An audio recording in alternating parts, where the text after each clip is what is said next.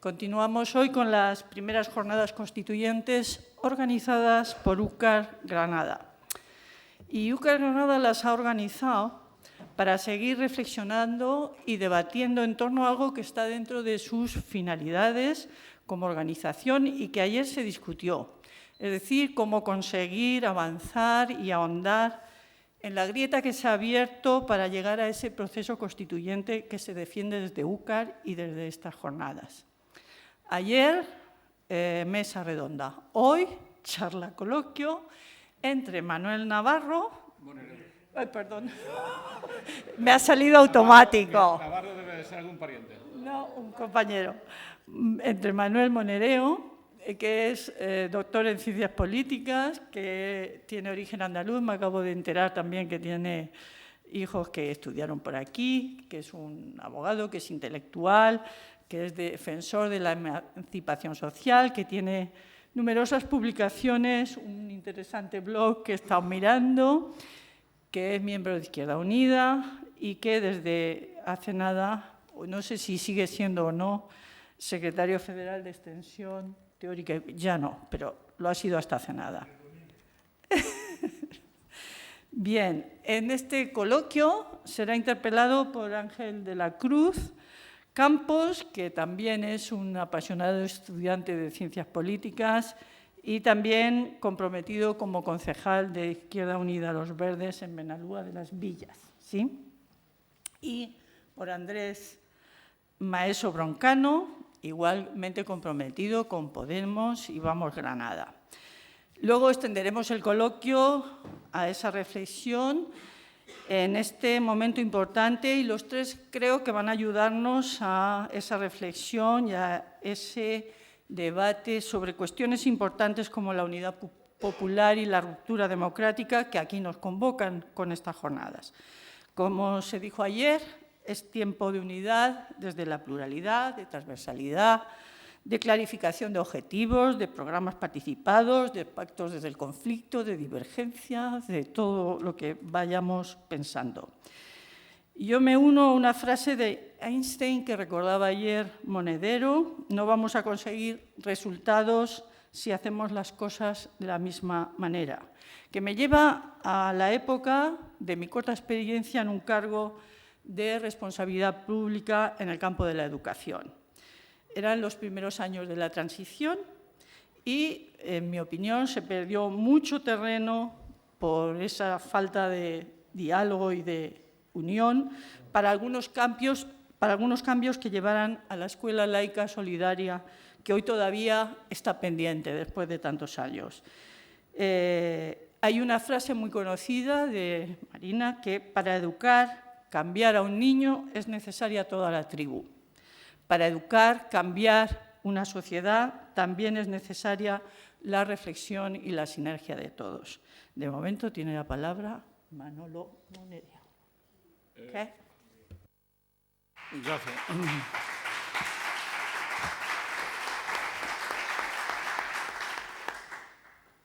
Yo agradezco enormemente esta posibilidad de hablar con ustedes.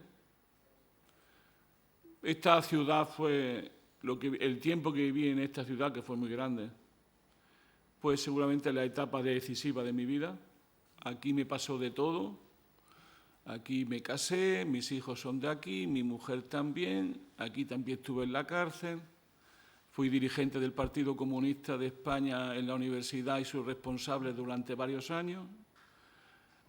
Y aquí pasaron las cosas más importantes de mi vida en la edad que deben de pasarlo a uno, es decir, en la edad en que uno forja un carácter. Y mi carácter se forjó conviviendo con una granadina, cosa que, como ustedes comprenderán, no es cualquier cosa. Y entonces, pues, ese mundo de la tribu granadina me hizo a mí. Luego viví en Sevilla y entonces un día, como siempre, casi todas las locuras mías vienen con Julio Anguita. Pues un día Julio Anguita me dijo: oye, vente conmigo para Madrid, que son 6 meses. Llevo ya 25 años. Y lo que es peor, él se vino y yo me quedé, como era natural. Esas cosas siempre suelen pasar con el compañero Anguita, ¿no? Entonces, bueno, darle a ustedes las gracias por estar aquí, ¿no?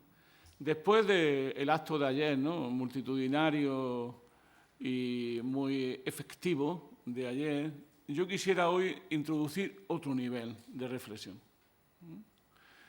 A mí lo que me gustaría, más que hablar de las elecciones, me gustaría hablar de política a fondo y explicar un poco los dilemas, explicar un poco los desafíos que tiene la izquierda en un mundo que cambia aceleradamente y, sobre todo, en un país como España que vive una crisis, yo creo que existencial como país. Repito, una crisis existencial como país. Yo lo podría decir, que lo voy a hacer varias veces, con paradojas y con situaciones paradójicas, ¿no? Necesitamos mirar las próximas elecciones, que son decisivas y que pueden marcar una época muy larga de nuestro país, con una mirada no electoralista, sino con una mirada políticamente guiada, en este caso, para que no vean ustedes que soy demasiado dogmático, desde un punto de vista emancipatorio, desde un punto de vista de clase, a ser posible con clase también. Desde ese punto de vista, yo me voy ahora a meter en ciertos líos, tengo media hora, con media hora, 20 minutos, media hora, digo que a los 20 se me advierta, porque suelo ser largo y ancho. Y entonces, desde ese punto de vista, pues voy a meterme en ciertos líos, porque lo que quiero es que de aquí salgan ustedes al menos preguntas, al menos reflexiones de fondo, para luego poder justificar por qué es tan necesaria la unidad popular como estrategia hacia el socialismo. Ahora parece que no está de actualidad, pero la unidad popular, para ser algo serio, es una estrategia al socialismo. Le pueden llamar ustedes como quieran, a la ruptura democrática, a la democracia republicana, como ustedes quieran decir. Pero la unidad popular, si la tomamos en serio, es eso y no otra cosa.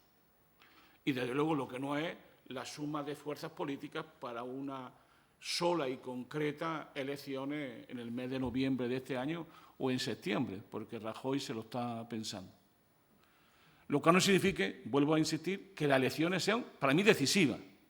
Pero el cómo se midan las elecciones y cómo se hagan tiene, a mi juicio, mucha importancia para después.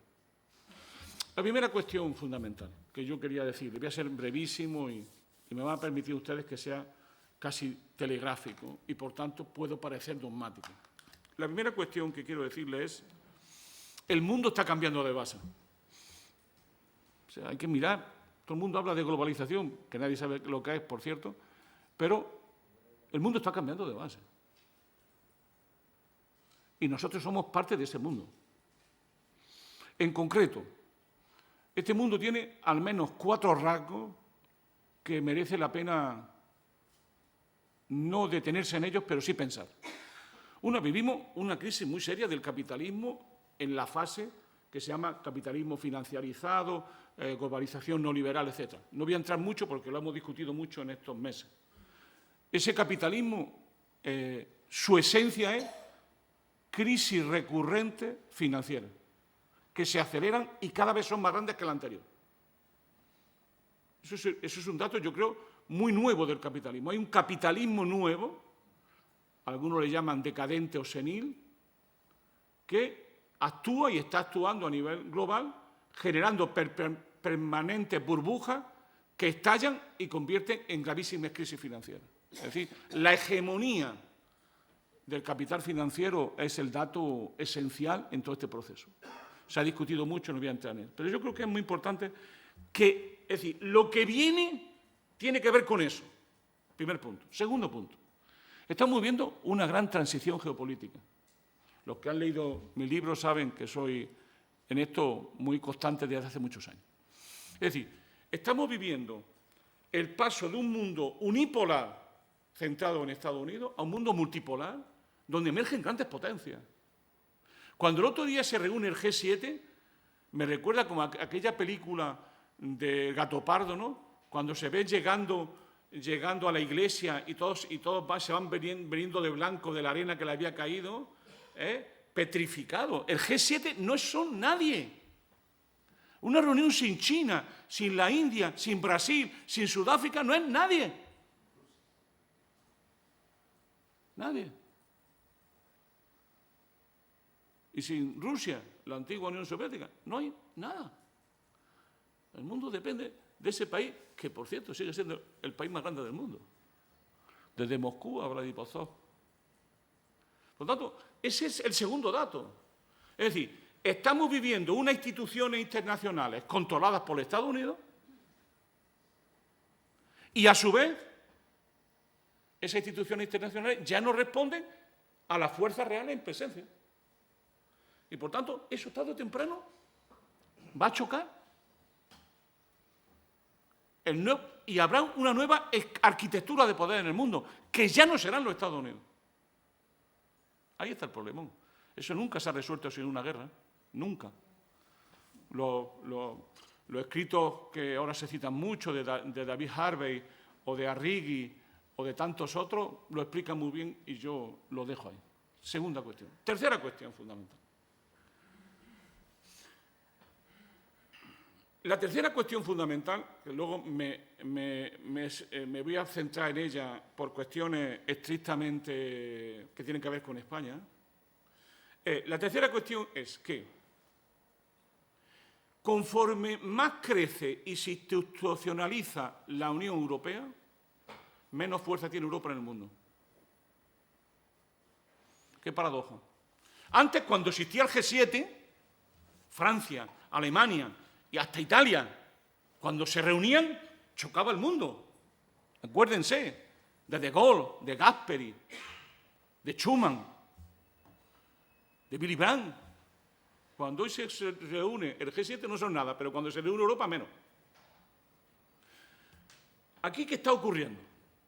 Aquí lo que está ocurriendo es, cuando luego hablen ustedes del TTIP, y cuando ven ustedes lo que se está articulando es la idea de Estados Unidos de seguir pesando en el mundo a costa de Europa.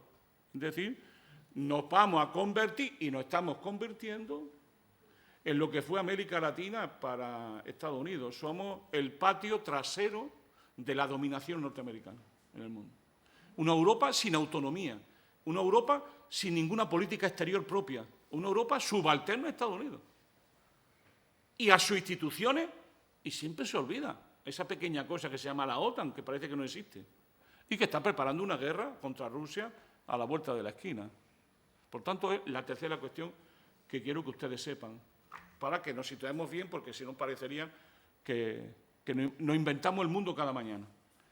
Y la cuarta cuestión, que sigue siendo la madre de todas las batallas, aunque no le damos demasiada importancia nunca a los rojos a esta cosa, es una espantosa crisis ecológico-social del planeta. Es que nos estamos, como dice mi amigo Jorge Reimann, literalmente comiendo el planeta, ¿no? Hay algunos que consideran que desde el año 1985 hasta ahora la Tierra está siendo comida por la especie humana. Y algunos hablan ya de una nueva etapa, que es justamente la etapa del dominio sobre la naturaleza del ser humano, que está liquidando literalmente la naturaleza. Y, por tanto, tiene que ver con lo que yo acabo de decirle antes. Muchas de las guerras que vienen y que se están ya existiendo en el mundo, porque este mundo vive en guerra desde hace muchos años, pasa que no nos ha llegado a nosotros esa guerra. Cuando veis la inmigración llegando a nuestras tierras, eso es la guerra, que la hay ¿dónde? En África. Porque la guerra muchas veces se desarrolla, es una de las características que tiene esto del imperialismo, donde el imperialismo quiere, que es justamente en la periferia donde se resuelven los problemas del imperialismo. Entonces, desde ese punto de vista, es muy importante que tengamos en cuenta que las próximas guerras tienen que ver con el agua, tienen que ver con la biodiversidad, tienen que ver con la energía, tienen que ver con tantas cosas que son los que el capitalismo, en esta frase depredatoria general que hoy plantea, lo hace. Me gustaría ponerle ese marco a ustedes delante, porque si no acabamos hablando de las elecciones de noviembre y aquí, y a ver ahora, y dentro de poco terminaré hablando quién encabeza la lista, cosa que será absolutamente divertida para la población. Entonces dirá la población que todos somos castas, como es natural. Entonces, desde ese punto de vista, es lo que yo creo que habrá que analizar qué está pasando en esto que antes llamábamos España. Y que yo lo sigo llamando, por cierto. Yo creo que tenemos que entender lo que yo llamo, en mi escrito en los últimos años, el núcleo del problema, el centro donde se anudan todas las contradicciones. Son básicamente entender tres cosas muy importantes. Porque eso es lo que está en juego ahora con esta elección, con este ciclo que estamos viviendo. La primera es, España es parte de la periferia europea. Es decir, nos tenemos que dar cuenta que esto que se nos había prometido, que era la Europa que nos iba a sacar a todos de pobres, ha generado una nueva relación de dominación en su seno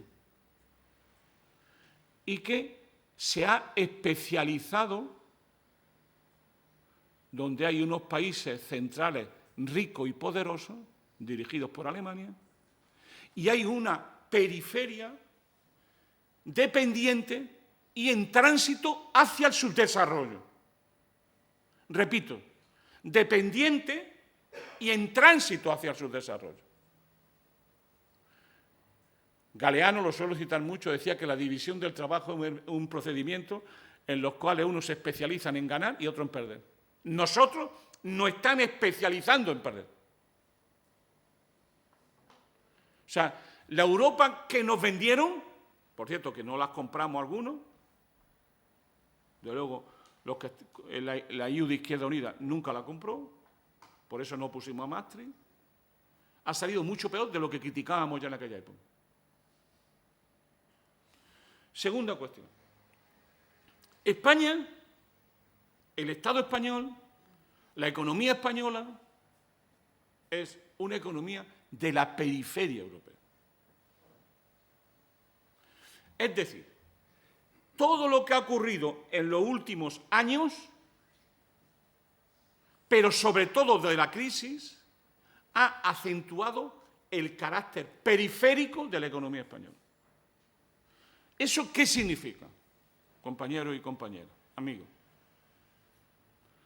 Que los grandes poderes europeos van a especializar a España básicamente un país con un grande sector servicio, impulsado siempre por el turismo y por el sector inmobiliario, que ya les digo que empezará a crecer desde ya, con una industria muy débil y dependiente. Hay miles de pequeñas y medianas industrias que han sido liquidadas y que ya no se van a recuperar y que eran viables pero no tenían crédito. Y una agricultura, yo creo que en parte bloqueada y sin capacidad de futuro. Es decir, se está creando una España donde no vamos a tener una base industrial propia y donde vamos a tener que vivir del turismo. Lo que les quiero decir a ustedes, esto se puede discutir mucho, podemos hablar de balanza de pago, podemos hablar de la deuda, etc. Pero lo que quiero meterle un poco en la cabeza es que un modelo productivo, el modelo productivo es siempre un modelo de poder, que se especializa tal como yo lo acabo de definir, es incompatible con los derechos sociales, es incompatible con los derechos sindicales, es incompatible con los derechos laborales. Es decir, cuando tú te especializas en un sector servicio hipertrofiado en el turismo, tú en ese momento estás cambiando el modelo productivo del país y lo haces incompatible con los derechos sociales. Y eso tiene una trascendencia fundamental. Estos años en la Unión Europea y después de la crisis, Syriza es el ejemplo más claro de esta historia, han convertido a España en un país dependiente, camino al subdesarrollo, pero sin soberanía. Sin soberanía. Es decir, lo que deciden los españoles y españolas funciona si le cae bien a la troika, pero si a la troika no le cae bien, no funciona. Se han equivocado ustedes. Los votantes se han equivocado. Es decir, la principal ilusión óptica que tenemos en este país es pensar que España es un Estado soberano. Esa es la principal óptica. Entonces somos un país profundamente con una deuda gigantesca privada, con una distorsión en nuestro modelo productivo gigantesco, donde el pleno empleo con derechos no va a existir si no lo cambiamos. Eso ya lo saben los jóvenes que hay aquí. Los jóvenes están ahora en el mismo nivel de derechos laborales que tenían los españoles en los años 50. Y no lo van a recuperar. ¿Quién va a recuperar los derechos sociales con contratos de fines de semana? ¿Quién va a recuperar los derechos sociales y sindicales con una industria muy débil que no funciona sin reindustrializar el país? Esa es lo que llamo que hay una crisis existencial del país. No es una crisis cualquiera, no fue ni siquiera la crisis del 73. Es una crisis que nos está conduciendo a la dependencia, al subdesarrollo social, político y cultural. Y hablo del político, porque la soberanía ya no reside en el pueblo español. Si el pueblo español se equivoca y vota cosas que no le interesa a Alemania, al final es la historia, el pueblo español se está equivocando y lo tiene que pagar. Es el debate que hay en Syriza. Es escarmentarlo, no es un debate económico, es escarmentarlo porque el pueblo se ha equivocado votando a irresponsables, a populistas. Y la discusión está ahora en 2.000 millones, madre mía, lo que son 2.000 millones. Eso se lo come Bankia en una noche.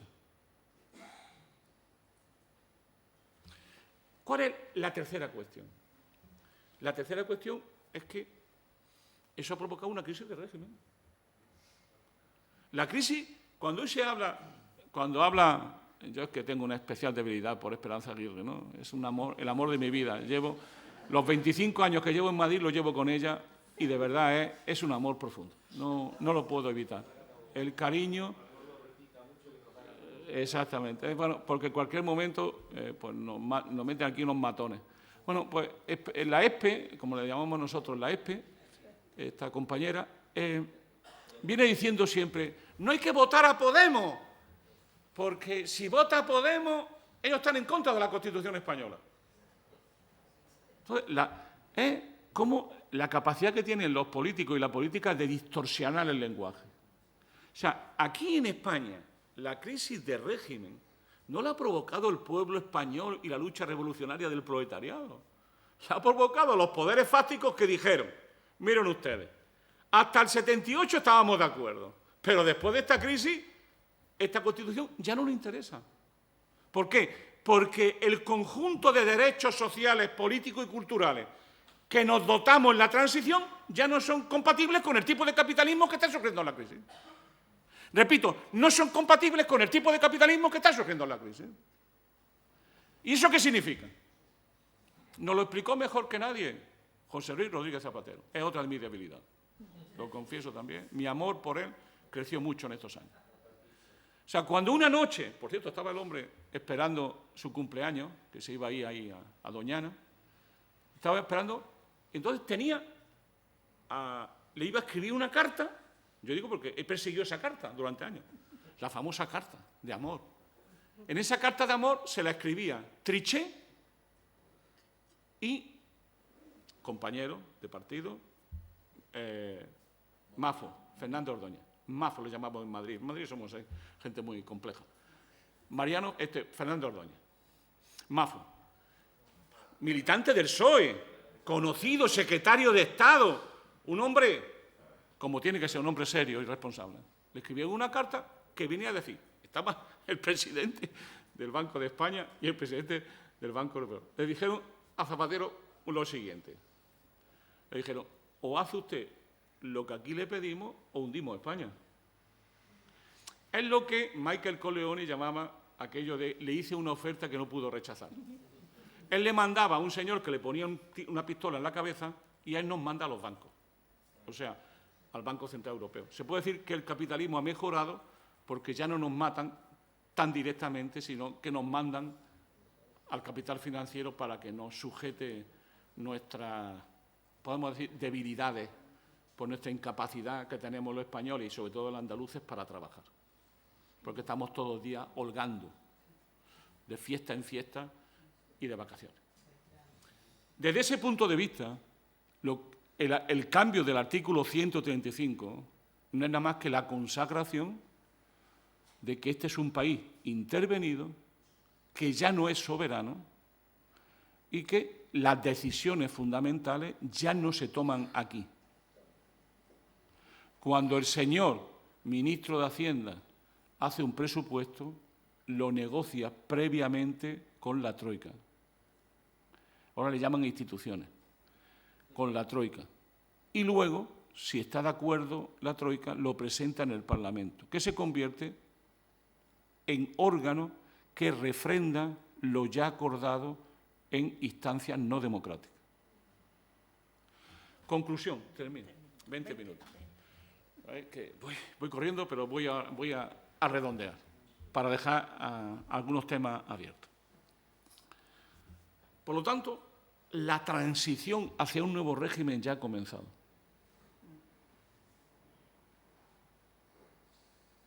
La transición hacia un nuevo régimen ya ha comenzado. Realmente, desde el punto de vista de constitución real, de constitución material, la Constitución del 78 solo es vigente en aquellos aspectos que el capital financiero y las instituciones europeas consideran secundarios o que no entran en contradicción con ellos. En todo lo que es las grandes decisiones de modelo de país, de modelo productivo, de política financiera, de política económica, todas esas decisiones ya no se toman aquí y se firman en un memorándum con la Troika. Ante eso, la clave de bóveda es, estamos transitando hacia un nuevo régimen que yo llamaría oligárquico y de soberanía limitada, y esa transición a ese nuevo régimen se está haciendo sin el pueblo soberano, sin la democracia. Es como la negociación del Tratado Transatlántico, se está haciendo en las covachuelas del poder, que es negociando directamente la clase política con los poderes económicos. Ellos son como vampiros, y la única manera que tienen los vampiros de vencerlos es luz y taquígrafo. Luz, porque no soportan la luz. Nos chupan la sangre, pero tiene que ser en covachuelas. Pero cuando llega la luz, la democracia, el control popular, ya no sirven y tienen que engañarnos y les cuesta cada vez más dinero engañarnos. Entonces, la clave de bóveda de este proceso político es que se ha abierto una crisis política en España de régimen. Y hay dos caminos. Uno es el camino de la restauración enésima de una nueva monarquía borbónica, que como ustedes ven ya ha comenzado, o un camino de ruptura democrática y de soberanía popular. Restauración o ruptura es un viejo problema. Este país es un país especializado en restauraciones, lo que Gramsci llamaría transformismo. Es un país especializado en transiciones que transita siempre hacia lo mismo, pero simplemente maquillado o deformado, siempre cooptando a la clase política, que se convierte en el mecanismo para que ellos puedan organizar un nuevo régimen político. Y termino. Ante esta idea hay muchas alternativas posibles hacia esta idea. Frentes electorales, frentes de izquierda. Cuando se habla de unidad popular, la perspectiva debe de cambiar. No digo que muchas veces la unidad popular no exija tiempo, dedicación y una estrategia muy fundada, pero no es necesariamente una estrategia electoral. Es una estrategia de creación de poderes sociales. ¿Pero por qué es necesario crear poderes sociales? La contradicción más importante que estamos viviendo y que vamos a vivir en España, si las cosas nos van bien, y yo espero que nos vayan bien, es que hoy más que nunca tenemos la posibilidad de un programa que abarque a la inmensa mayoría de la población. Cuando muchas veces dice Anguita, con defendiendo los derechos humanos, ya es suficiente. O sea, ha llegado un momento donde el capitalismo y la derecha es tan fiera, tan antidemocrática, tan profundamente depredadora y egoísta, que derechos que antes nos parecían conquistados e irreversibles, hoy todos están en cuestión. Entonces, hoy tenemos la posibilidad de articular un frente amplio, muy amplio, que gane a la inmensa mayoría de la sociedad. Pero luego hay un pequeño problema, que cuando llegue al gobierno te encontrarás que tienes muy poco poder. Porque el neoliberalismo, atención a esto, el neoliberalismo tiene una idea de fondo. Ellos son revolucionarios, son casi los únicos que quedan. Diría que contrarrevolucionarios. Hay muchos, por cierto, no diré que son los que quedan, pero hay muchos. ¿Y cuál es el modelo real que han construido entre Europa y España? El modelo real es hacer irreversible el neoliberalismo, gobierne quien gobierne. El ejemplo más palpable no es Grecia, es Francia. ¿Por qué? Porque Francia es la segunda potencia europea. François Hollande dijo, cuando yo llegue, se acabó el austericidio, se acabó lo que había que acabar y se va a enterar a la señora Merkel. No sé qué le dio la señora Merkel aquella noche, pero lo levantó y lo convirtió en lo que hoy es el señor Hollande, ¿no? Un poco más y le lleva la cartera a la señora Merkel. Pero es Francia y es un partido socialista y que ha llegado al gobierno con un programa que está incumpliendo y está haciendo el programa de Sarkozy. ¿O extraña mucho que allí gane Marine Le Pen? ¿O extraña mucho que en las próximas elecciones gane Sarkozy? Es una izquierda que se autoderrota. ¿Y qué nos quieren decir los poderes? Que la política tiene límites y los límites los fijan los que mandan. ¿Y quién son los que mandan? Los que no se presentan a las elecciones. Esa es la política. ¿Cómo mandan los que no se presentan a las elecciones? Y por tanto la corrupción no es un efecto secundario de la política. Eso que dicen, siempre ha habido corrupción, Estados Unidos no. La corrupción en el neoliberalismo es sistémica. Es lo que sirve para que un señor como Hollande diga una cosa y hace otra. Sin la corrupción, sin la dependencia del capital financiero y de los grandes medios, eso no se podría hacer. Termino. Hace falta unidad popular porque hay siempre en el capitalismo una asimetría en el poder. El capitalismo es un régimen de dominación social, política y cultural y económica. Y mientras que haya capitalismo, ellos tienen el poder y nosotros no. Pero ahora, antes, cuando había gobierno, más o menos sólido, tú llegabas al gobierno y tenías una baza de poder. Ahora eso te lo han ido quitando. Luego, si queremos que haya un gobierno que haga políticas de progreso, de cambios real, hacen falta en España dos cosas muy importantes. Uno, una nueva Constitución que garantice lo que hemos visto que ya no se garantiza en este capitalismo. Y en segundo lugar, una estrategia de poderes sociales, porque la única manera de que tenemos los que no tenemos poder, de tener poder, es organizarnos, crear contrapoderes sociales, movimientos sociales fuertes, sindicatos fuertes, organizaciones sociales fuertes y grandes organizaciones políticas. Y eso será antes, durante y después de estar en el gobierno. Y así se cambia la sociedad. Muchas gracias. Muchas gracias.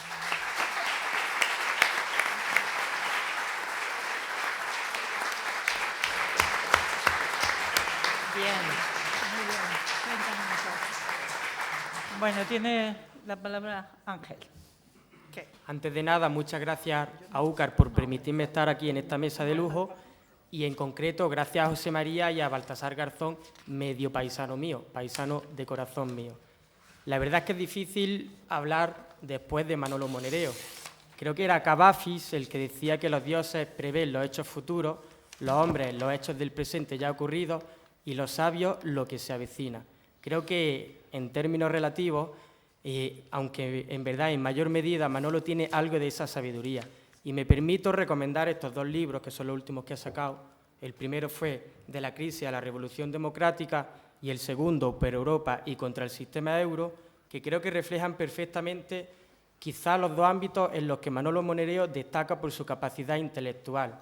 El primero es por su análisis de la izquierda, tanto en general como en concreto, como militante de Izquierda Unida y dirigente hasta hace 3 o 4 días, y el segundo es cierto, como ha dicho antes, su, entre comillas, obsesión necesaria con el actual contexto geopolítico en general y en concreto con lo que tiene que ver con la Unión Europea.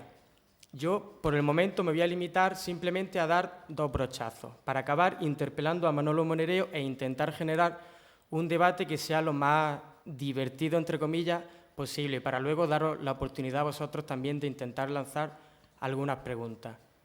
Yo creo que hay 3 momentos, 3 hitos, aunque la historia es muy compleja y la entendemos por procesos y es muy difícil delimitarla en fechas concretas, gracias a los cuales estamos aquí en una conferencia que se titula Unidad Popular y Proceso Constituyente. El primer hito, el primer momento, creo que fue el 15M, que supuso una crisis de los consensos, una crisis del consenso sobre los consensos sobre los cuales se adecuó la Constitución del 78 y su posterior régimen. Se abrió una crisis de hegemonía y una grieta en la pared, como bien decía Monedero ayer, que permitió que un discurso de mayoría pudiera hacerse camino. En ese contexto de crisis de hegemonía, digamos que había 2 caminos. Uno, el que desde la izquierda clásica, sálvese quien pueda, yo me incluyo, nos acogimos, que fue el discurso de la izquierda clásica de hace falta un frente de izquierda y, en definitiva, lo que hace falta es ganar a los votantes de izquierda, entre comillas, del PSOE. Pero luego había otro más ambicioso, digamos, más novedoso, que era el de apelar a esa mayoría social con sensibilidad de cambio, con sensibilidad constituyente, que aún así no tenía, digamos, un arraigo ideológico sólido y fuerte. Dicho de otra manera, lo que abrió el 15M fue una posibilidad de llegar a una parte importante de la población, a una parte mayoritaria, que aun siendo objetivamente clase trabajadora, objetivamente compañeros nuestros, antaño votaban a PP o PSOE y estaban totalmente de acuerdo con el actual sistema. Creo que desde la izquierda clásica no supimos leerlo bien y dimos paso al segundo momento, lo que yo denomino, y además sin ningún tipo de problema, el momento Podemos, que surgió principalmente, aunque no solo, a partir de las elecciones europeas, principalmente después del tsunami y la ola que vino después, que no nos podemos olvidar que Podemos llegó a tener incluso un 20 y pico o un 30% de intención de voto, aunque bien es cierto que eso poco a poco se ha ido, entre comillas, o en términos relativos, desinflando. Pero ese momento Podemos, que fue un desborde y la canalización del anterior momento 15M, creo que ahora mismo es un momento desfasado y que estamos en otro momento, resultado del propio desbordamiento de ese anterior momento. Yo creo que estamos en el momento Unidad Popular. Unidad Popular, que creo que eso fue lo que puso de manifiesto las elecciones municipales del 24M. Y aquí es donde, a partir de ahora, tendremos que intentar ponernos de acuerdo o no en delimitar o intentar definir en qué consiste la unidad popular. Yo creo que la unidad popular no es tanto una organización. Yo creo que la unidad popular no es tanto una suma de organizaciones o de esfuerzos organizativos. Creo ni siquiera que la unidad popular es un programa. Decía Lenin, que creo que lo citó ayer también Felipe Alcaraz con inteligencia, que más vale un movimiento real que 100 programas.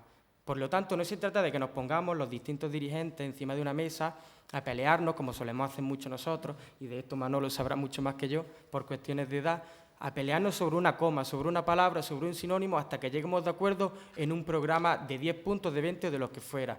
Creo que la unidad popular es otro movimiento real de desborde, que desborde pizarras, que desborde estrategias, que desborde, no, pero es que yo tengo un mandato de mi asamblea, no, pero es que yo no puedo perder la identidad, porque perder la identidad es perder la dignidad.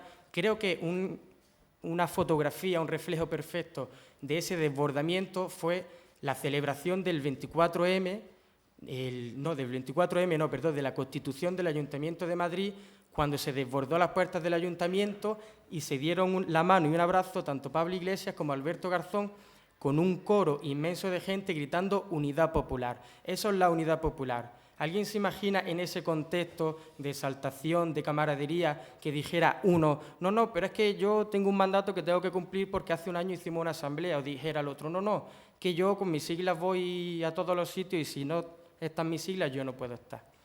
Creo que a partir de ahí, a partir de ese 24M, estamos en ese nuevo momento, que es el momento de unidad popular, y tenemos la responsabilidad histórica, los distintos actores, digamos, de cambio, de transformación, que apostamos por un proceso constituyente, de ponernos de acuerdo y de intentar, al menos, sentarnos en una mesa y decir, ¿qué hacemos con esto?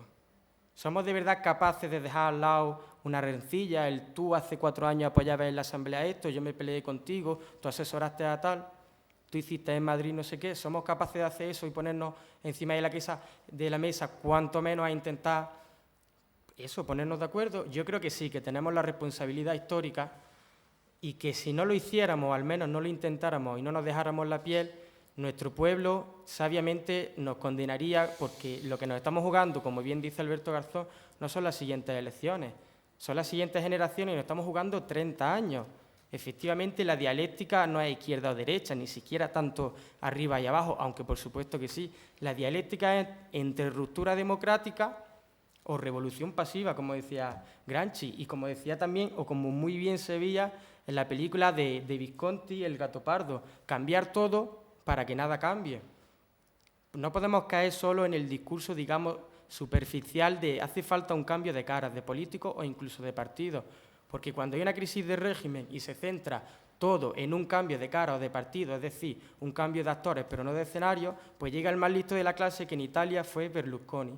Y aquí pues podría haber sido, yo espero que no y creo que ya no, podría haber sido Albert Rivera. Por lo tanto, le tenemos que dar a esa palabra cambio, le tenemos que dar un cariz, digamos, de transformación más profunda, porque el proceso constituyente no es solo que una comisión de expertos se ponga encima de la mesa a negociar una constitución, es cambiar las bases de la realidad y de la sociedad. Porque ¿qué es lo que ocurre? Como muy bien ha dicho Monereo, y por cierto que acuñó un término que a mí me parece fantástico, que es la trama. ¿Qué es la trama?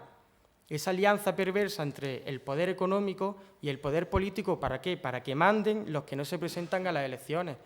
¿Cuál es el problema de España y del sistema político español? Que no manda ni siquiera Rajoy, que nosotros no estaríamos de acuerdo, pero es que ni siquiera manda. Manda la oligarquía, los bancos, la casta económica, como se quiera decir. Y había también, hablando de la corrupción, una miniserie que a mí me encanta citar siempre, porque creo que refleja perfectamente lo que es la corrupción, basada en un libro, en una novela de Rafael Chirves, que se llama Crematorio.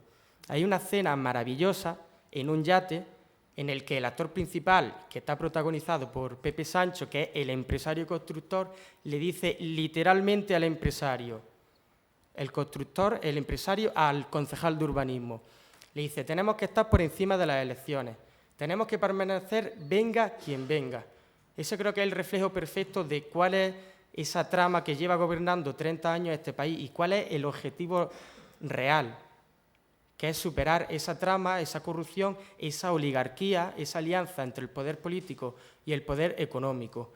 Y a partir de ahí, y partiendo de ese contexto y de esa realidad, surgen las distintas alternativas. ¿Cuál creemos, por lo menos los que estamos aquí, que tiene que ser? La unidad popular. Entonces, ¿cómo llegamos a esa unidad popular? Y voy a interpelar a Manolo, lanzándole una pregunta directa, como suele ser él. Hace unos cuantos días Manolo dimitió del Consejo Político Federal de Izquierda Unida con una carta que mandó a José Luis Centella, en la que hablaba de que su tarea como militante iba a ser, como creo que siempre ha sido, apostar por esa unidad de todas las fuerzas rupturistas y por esa unidad popular. Y además lo decía bien claro, y en concreto por la unidad entre Izquierda Unida y Podemos. Él siempre se ha mojado y lo dijo así en una carta escrita. Por lo tanto, mi pregunta es la siguiente. Ya sé que esto es un debate, entre comillas, superficial y que no es el debate de trasfondo. El debate de trasfondo es lo que tú has dicho durante tu intervención, política con mayúsculas. Pero tenemos unas generales enfrente y tenemos que ver si hay una candidatura que refleje esa unidad popular, que por supuesto es mucho más amplio y mucho más profundo que una candidatura unitaria. Ahora bien, existe la posibilidad de que haya una candidatura unitaria entre otros factores, que para mí el más importante es simplemente la ciudadanía sin adscripción partidaria, en el que estén presentes tanto Podemos como Izquierda Unida. ¿Cuáles crees que son o tienen que ser los pasos para que lleguemos a eso? Esa es mi pregunta que dejo encima de la mesa. Vale, y yo le voy a decir que se espere, Claro. porque le voy a dar la palabra a... Espérame. Vale.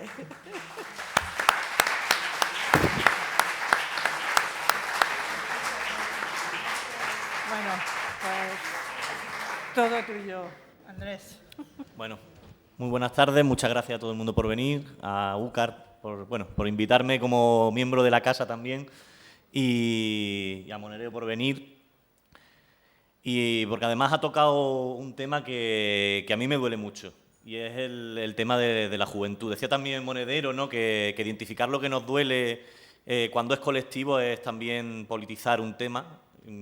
Y creo que el protagonismo que tiene la juventud actual en esta crisis es un tema que hay que abordar porque se pasa mal, se pasa mal. No sé si tenéis hijos, tenéis amigos, sabéis dónde están, porque los míos están todos fuera ya, o prácticamente todos. Y se ha desmontado prácticamente una generación entera que podía haber construido alternativas, pero sin embargo estamos disgregados por toda Europa, por toda España y nos complica mucho el hacer las cosas de forma distinta. Yo creo que, además, lo vemos que el protagonismo que tuvo en el 15M la juventud, creo que explica esto de que somos quizá el sujeto llamado actualmente a llevar el cambio a un hecho. Te estoy de acuerdo también con varias cosas de las que ha dicho Monereo, ¿no? De que la unidad popular no es necesariamente electoral y creo que tiene varios elementos sobre los que tenemos que reflexionar todos juntos. Bueno, por ejemplo, yo he vivido ya 3 campañas electorales y 3 internas, 3 primarias, durante 1 año y medio prácticamente, y eso os puedo asegurar que esa velocidad, ese requerimiento de trabajo, ese aprendizaje continuo impide pues, el desarrollar una democracia participativa, tanto a nivel interno como a nivel externo, que siga implicando a gente. Es más, yo creo que las campañas electorales y los ciclos tienen dinámicas que nos enfrentan, ¿no? Porque ayer decía también Monedero que la diferencia se resuelve hablando de los conflictos, y hay conflictos también en las organizaciones internas. De cómo los resolvamos al final depende de cómo sale la cosa, pero si encadenamos todo este tipo de procesos, se hace muy complicado uno de los elementos que tengo aquí también recogidos, ¿no? El primero, que es la construcción cívica colectiva, que es por el crear cosas al margen del sistema que tenemos actualmente. Todos tenemos claro que es un sistema dañino, que es un sistema que nos expulsa, que no hay futuro con él, que estamos precarizados y que tenemos muy poco que hacer en él, pero no tenemos ningún tipo de opción si no nos organizamos en torno a cuestiones comunes. Pues, no sé, en Granada queremos hacer una plataforma de la auditoría de la deuda a la que ya os invito. Tenemos varias propuestas de los comedores ecológicos en los colegios. Hay huertos ecológicos también en varios lugares, sitios donde podemos empezar a construir juntos alternativas, también las cooperativas, en las que todo el mundo es igual. Hay más elementos también que creo que aportan a esa construcción de la unidad popular. Está también, por supuesto, la defensa de quien está sufriendo la crisis en primera persona, ¿no? Quien más la está sufriendo, los desahuciados, la gente en exclusión social, inmigrantes en los CIES, parados de larga duración, las víctimas de la represión política. Tenemos una ley mordaza que probablemente podría convertirnos a cualquiera de los que estamos aquí en delincuentes. Y también lo que estamos haciendo hoy aquí, ¿no? Es otro elemento muy importante, la reflexión común. ¿Qué es la emancipación hoy en día? Ayer ponía sobre la mesa Monedero una cuestión que creo que es esencial, y es que ha sido la izquierda hasta ahora y si de verdad podemos seguir llamándonos izquierda teniendo en cuenta a quién está asociada, ¿no? Y a qué prácticas la han asociado. Pues lo hemos visto, estaba comentando Monedero que se ha hecho en Francia, ¿no? Pues han hecho exactamente lo mismo que se hizo en Inglaterra. ¿Cuál ha sido el resultado en Inglaterra de las elecciones, en Reino Unido, de las elecciones nacionales? Todo eso viene de una confusión entre que son las izquierdas y las derechas, ¿no? No somos nosotros en Podemos quienes hemos acabado con la izquierda y la derecha, es quien ha hecho un mal uso de esa tradición histórica de la emancipación a la que muchos nos sentimos orgullosos de pertenecer, pero que está totalmente muerta ahora mismo porque, por desgracia, nos han ganado, poquito a poco nos han ganado los relatos y nos han ganado la mente de las personas. Esa reflexión la tenemos que hacer en conjunto, pero no puede ser solo en espacios como este. Tiene que atravesarlo y tiene que ser accesible a todo el mundo. No podemos ir con el discurso burocrático, con nuestros conceptos de siempre que no llegan, ya no consiguen crear canales de comunicación y no consiguen despertar, sin embargo, valores que sí que están ahí, ¿no? Porque todos hemos visto de qué estaba compuesto, de qué valores estaba compuesto el 15M. Era colectivo, era muy solidario, estaba totalmente dispuesto a ponerlo en cuestión todo. O sea, eso era espíritu crítico. Todo eso son valores de izquierdas que estaban pues, en un 90% de la sociedad en aquel momento. Sin embargo, los partidos políticos no han sabido despertarlos. Pues a lo mejor esto no es trabajo solo de Podemos, esto es un trabajo ni de Izquierda Unida, ¿no? Es un trabajo de todo el mundo. Y además, cuando nos falta eso, ya hemos visto que nos ponemos a debatir si 2 y 2 son 4, o son 5, o son 3.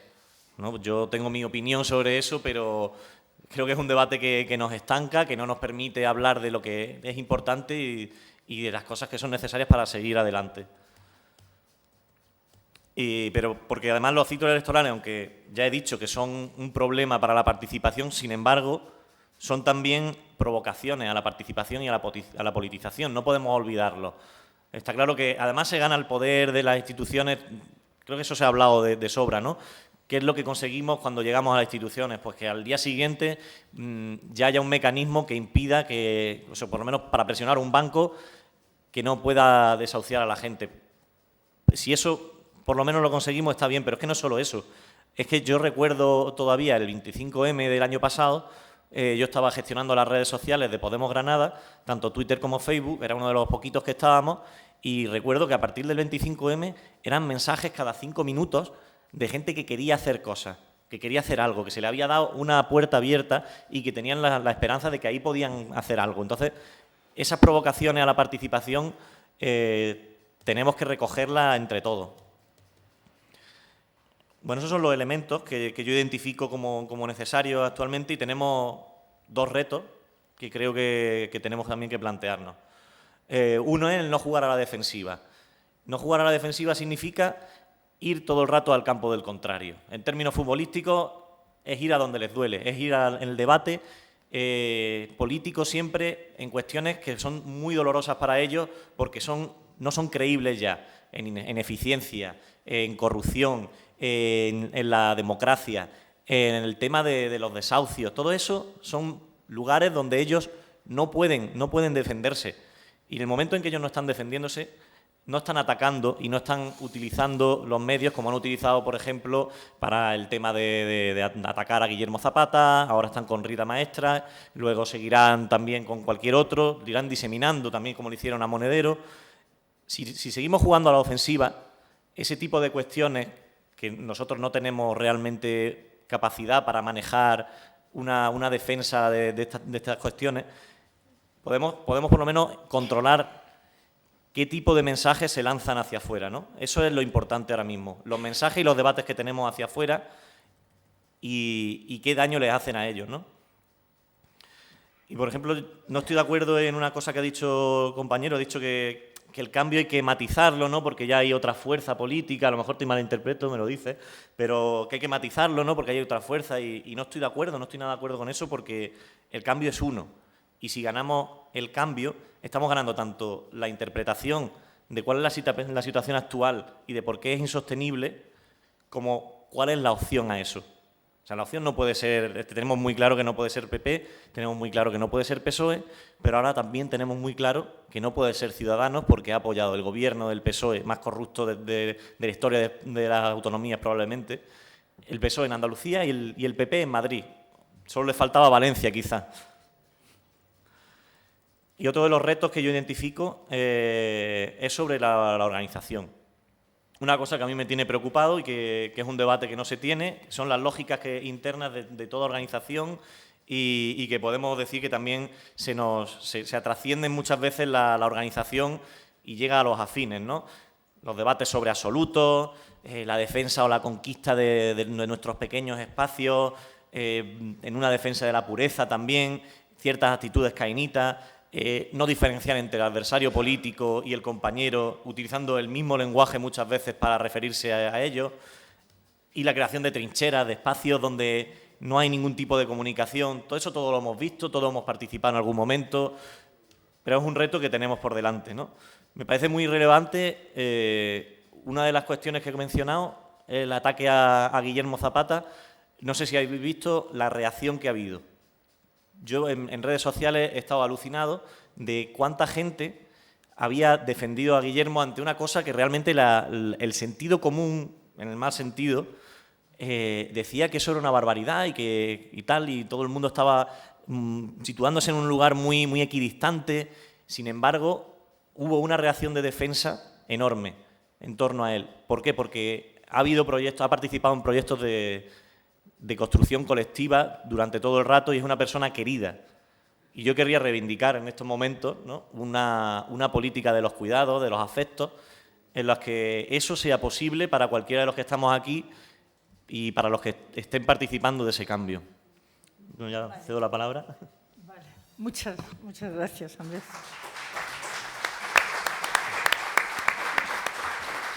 Y yo, por seguir lo que habíamos pensado en el coloquio, y aunque sé que Manolo debes tener muchas ganas de contestar a preguntas, yo paso la palabra al público. Ok.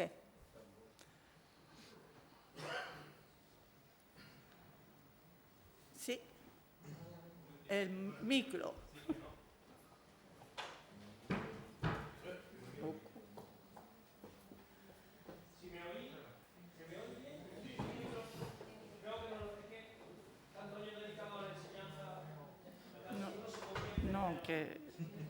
Que así se graba. No, perfecto, no, así no tengo que elevar la voz, más tranquilo.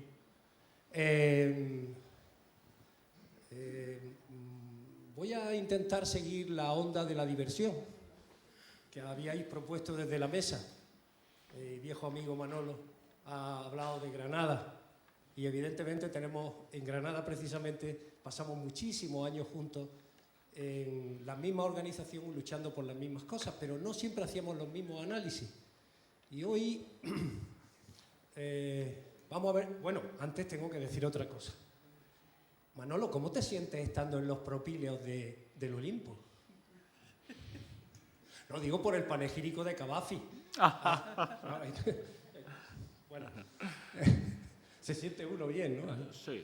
Bien. Entonces, el problema es el siguiente.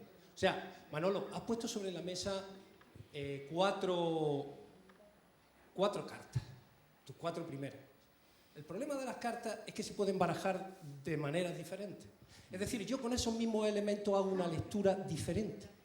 Es decir, puedo reconstruir todos esos elementos de la crisis, el capitalismo, etcétera, etcétera, y pueden hacerse de una manera diferente, pero como estoy ante el público no puedo hacerlo. Y por tanto simplemente lo señalo, lo digo. Y voy a lo esencial. A mí me gusta ir siempre a lo esencial. El problema, todo eso lo podemos hablar y lo podremos discutir. De todas maneras, hay sitios durante años en donde se han publicado nuestros análisis. No voy a hacer propaganda de ciertas instituciones culturales en las que hemos tratado de analizarlo de otra manera. Pero voy a ir a un caso muy concreto, un elemento para fijar la atención. El problema es cuando tú has hablado de que llega la crisis del régimen. Esto no puede conducir, claro, esa situación que has descrito no puede conducir más que a la crisis del régimen. Y esto me recuerda un debate que tuvimos con Carrillo hace muchos años, cuando él publica Eurocomunismo y Estado. Me he acordado de una página en la que Carrillo miente de la manera más soberana sobre la Revolución Rusa diciendo lo siguiente.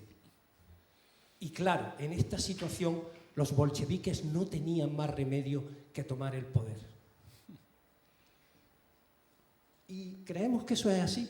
Y entonces nos estamos cargando el gesto revolucionario de Lenin. Absolutamente. No nos hemos enterado de nada. El problema de la crisis, sí, estaba ya la sombra del 15M. Ya estaba, claro, el fantasma del 15M, podríamos decir hoy. Pero eso había que concretarlo. Y eso lo concretó solo una fuerza, que se llama Podemos. Eso había que hacerlo. No se desprendía así unilateralmente de un análisis macroeconómico mundial, estratégico, etc. Y esa pequeña diferencia hay que seguir, porque si no, no estaríamos aquí. Es que si no, no estaríamos aquí. Entonces, esa es una cuestión sobre la que podemos seguir hablando. No quiero utilizar mucho tiempo. Vale, gracias. Había pedido por ahí la palabra.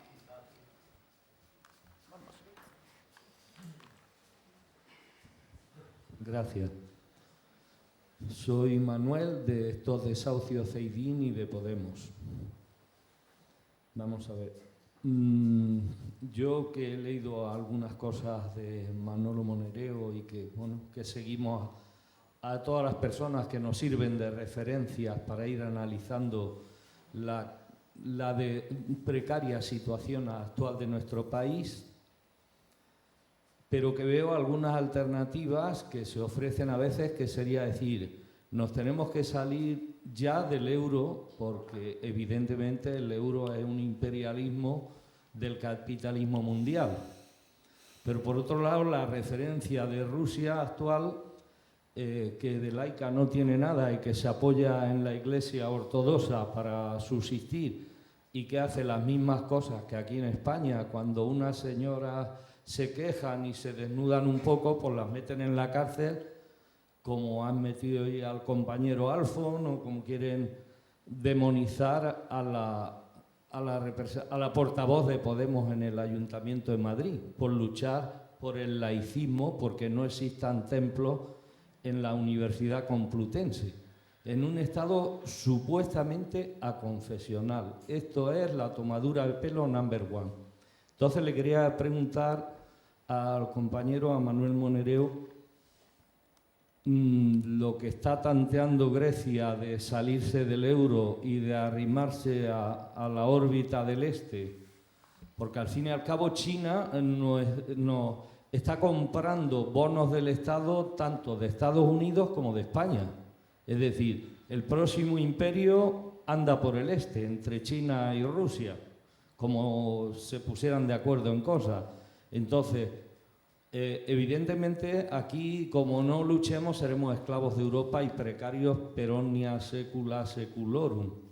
Como no juguemos a arrimarnos un poco, cuidado, os está hablando una persona que nunca ha estado en el Partido Comunista, ha sido libertario desde joven, pero ya las ideologías son algo que sirve de orientación, pero que no hay que tomárselas como un dogma, sino como una herramienta útil a favor de la mayoría de la población. Entonces, ¿habría viabilidad para salirse del euro y ir arrimando, como ha intentado Grecia, arrimándose a darle besitos a Rusia o a China, porque desde luego el imperialismo este que hay ahora mismo económico hay que romperlo. Vale, gracias. Allí ahora. Buenas tardes. Yo lo que quería empezar diciendo es que me ha gustado el tono de Manolo Monereo, no porque seamos amigos, sino porque ha planteado la cosa como hay que plantearla y como en estos momentos en España, por desgracia, nadie plantea, que es en el contexto internacional, en el contexto del sistema mundo y de la crisis que se está viviendo. Porque si no hablamos de esto, vamos a engañar a la gente, porque puede ser incluso que ganemos y luego ¿qué haremos? Lo que nos dejen. Yo creo que tampoco uno puede decir, porque acaba de llegar, que es que conmigo empieza todo. Yo que soy politólogo, a mí en la carrera me enseñaron que tenemos que en ocasiones analizar las cosas quitándonos de encima muchos prejuicios, tratando de ser lo más ecuánimes posibles. Que ahora ha pasado esto con Zapata, a Zapatero le metieron 1 millón de personas en la calle cuando el matrimonio gay, y Zapatero no es santo de mi devoción, Es decir, mucho cuidado, La derecha de este país no perdona ni consiente a nadie nada el más mínimo avance. A nadie. Y cuando digo a nadie, digo a Zapatero, por ejemplo. Entonces, por no aquello del sindicato del crimen, o no sé qué, o sea, si nos remontamos más atrás. Entonces, a mí lo que me gustaría es que efectivamente eleváramos un poco el listón. Aquí el problema más grave que tenemos es el problema europeo. Es qué se hace con Europa y qué se hace con esta Europa. Es cómo volvemos a construir la izquierda sólidas bases internacionales e internacionalistas. Esto se volvió a intentar con la Quinta Internacional Socialista de Hugo Chávez, que apoyó otra gente como Noam Chomsky. Al final eso no salió. Entonces al final cada uno vuelve a ir por su lado. Está pasando lo que está pasando en Grecia. Y más allá de comunicados y de firmas, no estamos haciendo absolutamente nada, porque solo estamos haciendo comunicados y firmas. Y que salga uno haciendo un discurso en el Parlamento Europeo, no, me da igual. Y al sistema también. Eso está totalmente asumido. El problema sería tratar de movilizar a la gente, y todos sabemos que estamos en una situación difícil y compleja. Yo creo que hay que ver las cosas con tranquilidad. Hay que ver las cosas con serenidad, hay que ver también las dificultades que hay, y a mí, por ejemplo, el debate de ayer me enseñó o me corroboró, por desgracia, que siguen habiendo muchas dificultades y que las cosas no están nada claras en absoluto. E incluso a Manolo Monereo le dije a la salida el efecto que ahora no voy a repetir, que a mí personalmente me había causado esa discusión, debido al origen de la mayor parte de los componentes de la mesa, que es un origen muy claro, muy determinado, y que responde a una sola y única tradición. Y entonces, entre esa única y sola tradición de la izquierda está la bronca. Entre esa sola y única tradición. Entonces, yo creo que el panorama hay que abrirlo. Pero para abrir el panorama necesariamente hay que tener en cuenta otras tradiciones. Y ayer hubo una persona que puso el dedo en la llaga, que fue Pérez Tapias, que está llevando una situación muy complicada y muy difícil. Y Pérez Tapias fue el único que ahí en la mesa señaló los problemas. Porque claro, no se puede decir, porque al final es verdad que el gobierno andaluz está, ¿y quién me lo va a decir a mí? Si eso lo llevo yo denunciando hace años. Años, no 1 año ni 2, años. Que le pido brevedad. Se está haciendo. No, es que claro, si yo apoyo al PSOE en Andalucía, el apoyo en Mallorca, o el apoyo que recibo en el Ayuntamiento de Madrid, o el apoyo que doy en no sé dónde, o el apoyo de Castilla-La Mancha, es que no es lo mismo. Por lo tanto, yo creo, y no lo digo por criticar, lo digo por constatar, yo creo que tenemos que ver las cosas como son, poner el dedo en la llaga, y sobre todo tenemos que buscar los problemas para resolverlos. Porque si no vemos los problemas, no los resolveremos. Y yo creo que una de las cosas que puede ayudarnos a resolver el problema es si hablamos precisamente de la crisis del sistema mundo y de qué Europa queremos construir. Le ruego que termine porque hay más palabras. Gracias. Allí.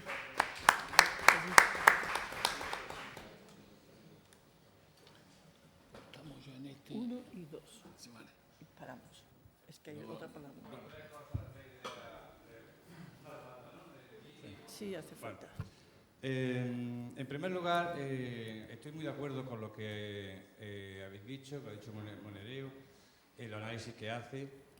Yo creo, profundizando o completando un poco lo que ha dicho, o en la línea de lo que dice, que el sistema prácticamente, históricamente, es una crisis histórica, existencial, dice él, una crisis histórica, anunciada ya por Marx, por otra parte, y que está esa callejón sin salida en el que está, pues se anuncia pues, con la crisis ecológica, dicho por los expertos de la ONU, incluso por la encíclica última del Papa, por muchas cosas, ¿no? Por los mismos valores que los jóvenes están expresando en las encuestas a nivel internacional que se están haciendo, que son valores que no son los típicos valores burgueses, liberales, capitalistas, sino que no son la competencia, sino la cooperación, no son el consumismo, prefieren tener un trabajo donde se tenga una buena relación con los compas y que tener dinero, etcétera, etcétera, ¿no? Entonces eso, en contra de la guerra, en contra de dejar a la gente marginada, etcétera, etcétera. Por tanto, eso yo creo que corrobora lo que estáis diciendo y nos dice que tenemos ya que pasar directamente a la acción positiva, constructiva. ¿Cómo construimos el nuevo mundo que tenemos que construir sí o sí? Porque el sistema está muerto prácticamente, ¿no? No diría. En segundo lugar, creo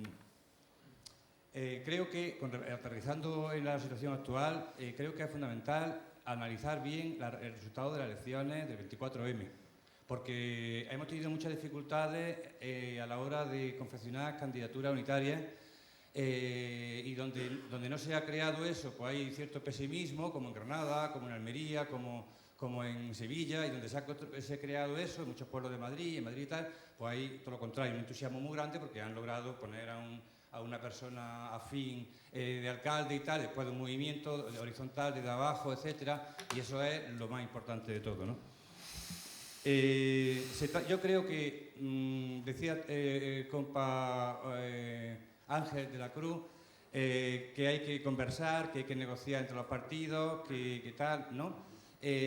También desde abajo y tal, ¿no? Pero yo insistiría en eso, ¿no? En que es la tarea fundamental, de fondo, estratégica de verdad. El sistema va a cambiar sí o sí, y la unidad esa, y cierta unidad va a llegar de alguna manera.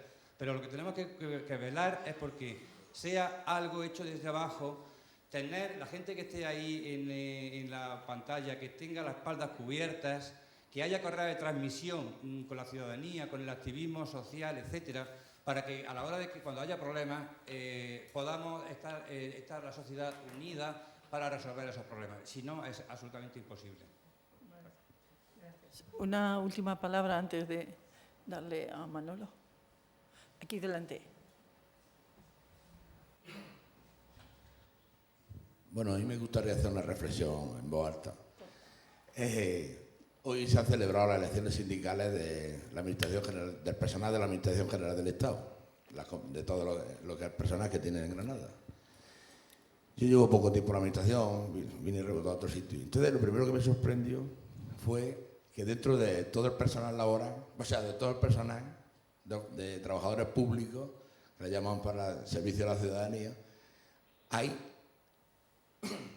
3 censos. Hay un censo que son los funcionarios, otro censo que es para los técnicos y otro censo que son los especialistas. Dentro de los laborales hay uno para técnicos y otro para especialistas. Los técnicos que se supone que son licenciados y diplomados y mando intermedio, y luego los especialistas que son básicamente limpiadores, o limpiadoras en este caso. Bueno, pues lo más triste es que los funcionarios han votado un 48% en mi mesa, no sé el resto de las mesas, un 48%. Y los laborales, en lo que son técnicos, un 56%. Y los especialistas, un 80%. Entonces, a mí lo que me sorprende es que todos los progres, que nos consideramos progres, que siempre estamos hablando, no nos implicamos. No solo eso, sino además hacemos dejación de funciones. ¿Cómo se puede permitir, cómo se puede luchar contra una administración cuando sus trabajadores no van a votar? ¿A quién representan los delegados eso? Vale, muchas gracias. Manolo. Sí. Bueno, yo agradezco las preguntas de algún amigo que hacía tantísimos años que no nos vemos, ¿verdad, Carlito? Tantísimos años. Pero bueno, nos seguimos. Yo a ti te sigo por el laberinto. Te sigo por el laberinto. ¿Qué laberinto? El nuestro. Quizá, estas cosas que uno tiene que hacer de vez en cuando, ¿no? Que es soltar lo que piensa, ¿no? Sin problema, ¿no? Yo creo que psicoanalíticamente tenemos dos vacíos, ¿no? Que nunca hablamos de ellos porque son muy duros, ¿no? Una es, ¿dónde están las clases trabajadoras? ¿Y la clase obrera? ¿Y el protagonismo de los trabajadores? Mejor dicho, en la inexistencia de protagonismo de los trabajadores. ¿Qué tipo de trabajadores? ¿Qué clase obrera? ¿El papel de los sindicatos en esta sociedad? Esa es la primera cosa que nunca afrontamos. Porque para uno, que sigue siendo modestamente marxista, una de las primeras cosas que uno llama la atención es eso, el papel de las clases trabajadoras en los procesos de transformación social, que tú lo acabas de hacer ahora desde otro punto de vista. Y la segunda es el socialismo. El socialismo. Sí. Del 1900, por poner una fecha, 73 al 93, por poner una fecha, en el 73 comienza una crisis estructural del capitalismo, que yo creo que hay que empalmarla con esta, en una sola crisis, de larga duración. Lo dejo ahí, pero no merece la pena entrar en ese debate. En el 93 se produce una gigantesca derrota del movimiento obrero internacional y de la izquierda, hasta el punto que ha hecho que de las clases trabajadoras ha desaparecido la idea del socialismo como alternativa posible y factible al capitalismo. Es decir, la contradicción más grande que yo creo que vivimos hoy es que el capitalismo no tiene alternativa y eso está destruyendo al propio capitalismo, pero desde una posición que no es creadora, ¿no? Si os acordáis bien del manifiesto comunista, que siempre se ha acusado mucho a los marxistas de ser dogmáticos, de tener una visión teleológica de la historia y demás, ahí los dos jóvenes, que eran dos jovencitos, que se preparaban para un 15M, que era la revolución del 1848, fue un poquito más que el 15M, esos dos jovencitos dijeron, esto se resuelve de dos maneras, o la revolución o la destrucción de las clases en lucha. Yo creo que estamos en un territorio que tiene que ver con esa destrucción de las clases en lucha. Y que tiene que ver que ha desaparecido de la sociedad el motor que fue de esta sociedad, que fue la lucha de clases. Pero no solamente la lucha de clases como conflicto económico-social del trabajador y del capitalista, sino la lucha de clases en su nivel más alto, que siempre pensamos que era el político, que era la idea del socialismo. Aquí tengo yo un amigo que me vi con él 2 veces en la cárcel, él estaba allí y yo entraba, que si alguien nos llega a decir en el año 74 y 75 que esto del socialismo iba a desaparecer como perspectiva histórico-social, pues nos quedamos en la cárcel y no salimos. Es así. Entonces, eso, algo ha pasado, que es un debate muy de fondo que tenemos que discutir en ese momento. Lo cual hace que emerjan otros territorios, que emerjan otras perspectivas, que emerjan otras cosas. Yo estoy totalmente de acuerdo con lo del 15M. Yo me voy a permitir una autocita, ¿no? Yo escribí el 3 de mayo de 2011, 12 días antes del 15M, un artículo que se llama Por una revolución ciudadana, un artículo largo, y donde además planteaba el primer punto de mi propuesta alternativa, se llama Poder Constituyente y Soberanía Popular. Y lo explicaba qué quería decir con eso. Bueno, no es que yo sea muy listo, no, es que eso estaba en el ambiente, como siempre ocurre. Y ahí voy con lo que decía Carlos Enrique. Eso estaba ahí. Yo tengo un problema muy serio que no han sabido digerir bien en Izquierda Unida, que soy amigo personal de todos los dirigentes de Podemos y especialmente de Pablo Iglesias. Amigo mío desde siempre. Yo conozco hasta a su padre. Y la mayoría de las cosas que hemos discutido aquí, que yo he discutido aquí, la he discutido con él en los últimos 10 años. Con él, con Íñigo Errejón, con Monedero, con Roberto Viciano, con tanta gente. Que son todos, con Alfredo Serrano, que ha vuelto por España, con tantos otros que nos veíamos, tuvimos la suerte de estar en Centro de Estudios Políticos y Sociales, el CEPS. Hicimos todos un periplo largo por América Latina, que a mí me llevó casi 3 años en América Latina. Y cada cual aprendimos de aquello, ¿no? Que nos sirvió mucho para ver lo de aquí. Bueno, ¿qué quiero decir con eso? El 15M fue un revulsivo, fue un catalizador, fue un elemento donde hizo emerger desde abajo una posibilidad de cambio. Pero la posibilidad de cambio alguien tenía que concretarla políticamente. Sin esa subjetividad organizada no hay nada. Algunos de nosotros luchamos como locos, tengo testigo aquí, para hacer que eso se hiciera. Porque muchos de nosotros estábamos en todas las luchas. No nos pilló desprevenido el 15M. Estábamos allí, en las marchas, en la otra, en la moto, estábamos todos allí. Y yo quiero decir que una parte de eso fue Izquierda Unida. Nuestra gente, nuestros militantes, nuestros simpatizantes. ¿Qué ocurrió? Digamos la verdad. Que el núcleo dirigente de Izquierda Unida no estaba por la labor. Él tenía, como dicen ahora, otro relato. ¿Y cuál era el relato? La encuesta nos dan 17 y 18%, 30 diputados, 35, a gobernar como eso, como loco. ¿Qué es lo que se estaba haciendo en Andalucía? Parecía que fue hace 15 años que gobernábamos con el PSOE, fue antes de ayer. Fue antes de ayer. Ahora son horribles, pero en aquel tiempo eran cojonudos aliados. Eso fue lo que ocurrió. ¿Y qué quisimos hacer nosotros? Lo que quisimos hacer, muchos de nosotros, incluido Alberto Garzón, que venía del 15M, es cambiar Izquierda Unida por algo que se podía haber parecido a Podemos y que lo hubiese organizado Izquierda Unida. ¿Por qué? Porque teníamos la posibilidad de organizativa que ellos lo hacían. ¿Y saben ustedes quién era nuestro principal aliado para eso? Un muchacho llamado Pablo Iglesias, que había estado trabajando con nosotros y que había hecho la mejor experiencia que ha hecho Izquierda Unida en esa época, que eran las elecciones gallegas, donde no éramos nada y un viejecito muy capaz como Beira y Yolanda, pues de pronto nos convertimos en la tercera fuerza política, porque supimos interpretar esto que decía antes Carlos. ¿Qué ocurrió? Yo lo sé, yo lo viví, eso. Además lo ha escrito Pablo, y por eso lo puedo contar. Yo lo viví, eso. Pablo era el que más hincapié hacía en los círculos donde nos movíamos, que sin Izquierda Unida no había nada que hacer. Hasta que llegan las elecciones europeas y aparece Billy Meyer de nuevo. Es que la vida es la vida. Y claro, yo sé que soy insoportable diciendo esto cuando ahora todo en Izquierda Unida está por la Unidad Popular. Pues yo no estoy ahora por la Unidad Popular. Porque ya no estoy. Ahora me voy a borrar de eso.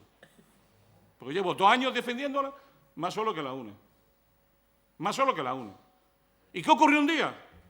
Que dijo Pablo Iglesias, vamos a perder esta oportunidad histórica de cambiar el mapa político y social del país porque un equipo dirigente está soñando con otras cosas de un país que ya no existe.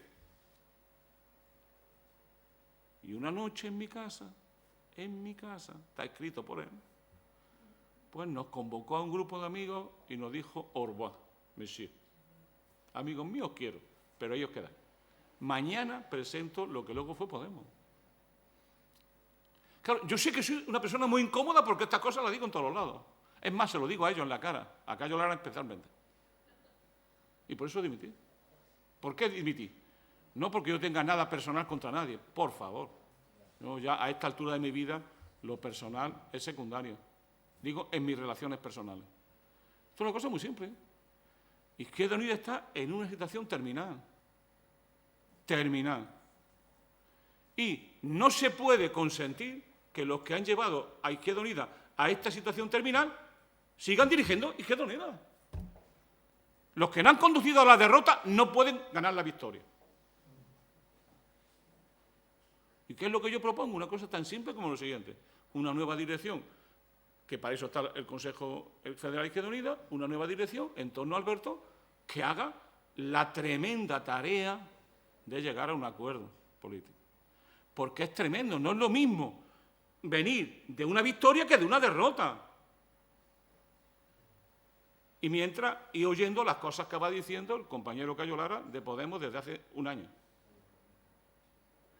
Que se puede decir que la palabra, se puede decir que no era de una gran diplomacia lo que decía de Podemos y de las cosas de Podemos. Los que estábamos dentro y en la dirección, pues ya te puedes imaginar, todos traidores. Y ahora a Pito han dicho, todos a tocar Pito. La conclusión, todos por la Unidad Popular. Eso no es creíble socialmente.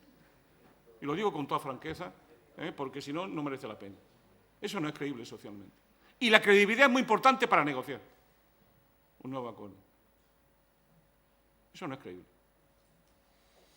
El esfuerzo de Alberto, absolutamente loable y hay que apoyarlo. Yo lo voy a apoyar con las dos manos. ¿Por qué? Porque no estamos aquí para darnos satisfacciones mutuas. Estamos para ofrecer una alternativa a nuestra gente, a los trabajadores, a la gente. Yo eso es lo que le llamo grancheramente el partido orgánico. Yo siempre que miro la realidad, nunca identifico sin más a nuestra base social, lo que Gramsci llamaba el partido orgánico, que es una cosa compleja y múltiple, y lo que es el partido institución. En este momento hay que mirarlo todavía menos, hay que diferenciarlos más, porque todos los partidos somos muy poquita cosa como organización. Y cuestionados. Y otros, como Podemos, haciéndose. Cuando te hacen y te obligan a hacerte en 6 meses, en un año, y cuando te obligan a hacerte y las encuestas te dan el 20%, pues se puede decir que te está haciendo de unas maneras muy complejas. Y eso, ¿qué esperabais? ¿Que iba a surgir Podemos como con los ojos de Lenin y con las barbas de más? El producto de una sociedad y de una derrota político-cultural. Pero es un nuevo sujeto político que está emergiendo, con todas las contradicciones, con todas las formas que hay. Y termino. Para luego terminar con el tema de Erebo, pero termino esta fase. O sea, yo creo que nadie le puede negar, ni debe de negar a Podemos su enorme capacidad para resolver un dilema político. Y nada de lo que existe hoy hubiese sido posible sin Podemos. A reglón seguir, con humildad y con modestia. Podemos solo no puede. Pero con humildad y con modestia, sin darle lecciones Podemos. Sin dar lecciones, por favor. Nadie tiene derecho a darle lecciones a Podemos de lo que tiene que hacer. Pero con humildad y modestia hay que decir que, solo no podrán. Y que tenemos que ser más organizados, con más base social, con mayor entereza, con mayor, yo diría, alegría, con mayor fuerza. Ellos han hecho su experiencia, nosotros hemos hecho otra experiencia. Juntos seremos más. Yo, en estas cosas, cuando todo el mundo se complica mucho la cabeza, yo suelo pensar en cosas muy simples que a la gente le interesa.